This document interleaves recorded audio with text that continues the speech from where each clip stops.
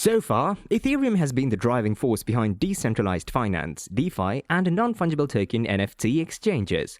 Will Solana be the new torchbearer for smart contracts, or will a drop in NFT activity bring everything back into a balance? Welcome to your crypto friend. Today, we'll be talking about the major news that Sol is going to take over Ethereum.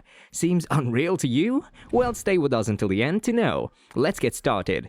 Sol in a neck-to-neck race with ETH on Google Trends. According to Tokenist.com, last week, we broke down Solana versus Ethereum prospects, considering that the former outperformed Ethereum by over 500%. We touched on Solana's unique tech that combines proof of history with proof of stake, its massive transaction speed of up to 50,000 TPS, and the number of dApps and nodes.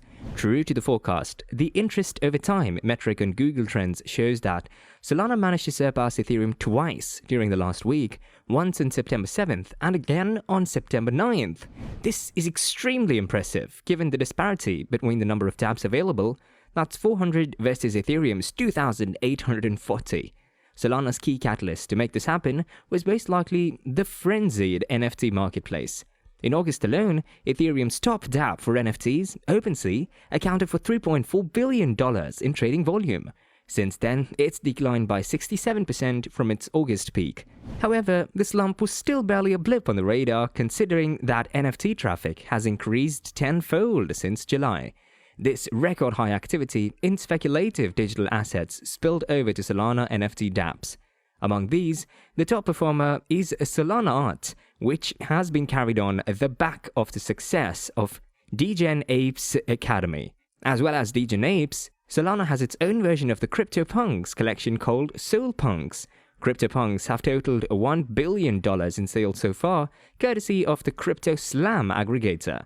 The top SolPunk number 7804, sold for 3,500 Sol. While NFT Mania is boosting Solana into public consciousness, a far more important factor comes into play for the long haul beyond NFTs: gas fees. There's a massive gap between ETH and Sol gas fees. Gas fees are microtransactions that pay for the use of the decentralized blockchain network. Therefore, users hosting these network nodes are incentivized to keep the DeFi revolution going. Each blockchain handles gas fees differently based on complex algorithms. In its official documentation, the Solana team has always made a point to avoid Ethereum's wildly fluctuating high fees. Instead, Solana opted for a congestion-driven model instead of a non-deterministic one. It smells of exactly what we dislike about Ethereum's gas: non-determinism. Ethereum is no stranger to losing market share to competition because of prohibitively expensive transactions. In May, we reported that Binance Smart Chain BSC surpassed Ethereum by nearly 600% because of this reoccurring issue. How big of a disparity are we talking about now between Sol and ETH gas fees?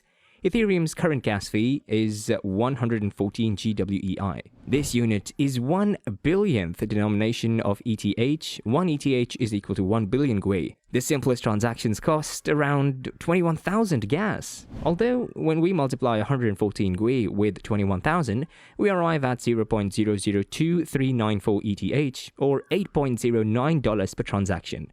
In contrast, Solana has a relatively stable fee of about $0.00025 per transaction, meaning Ethereum is 32,000 times more expensive to use for basic dApp transactions.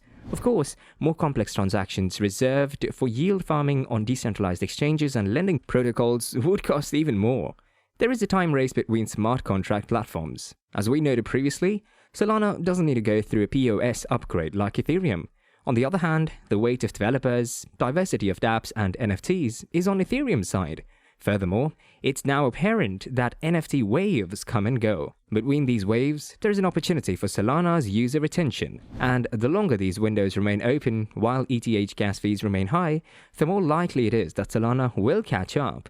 Because of its growing traction, the blockchain upcomer has already overtaken Ripple XRP and is now positioned at third rank, right behind Bitcoin and Ethereum. According to VITALIK BUTERIN, the full Ethereum 2.0 won't arrive until late 2022. This is quite a long window of opportunity for Solana to exploit.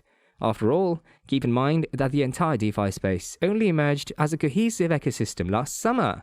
This poses the point that indeed Solana is to overtake Ethereum, but that we will leave upon time to tell us. Know that this video is only for educational purposes and it's not investment advice, so do your research before investing in anything and study well about each token or coin.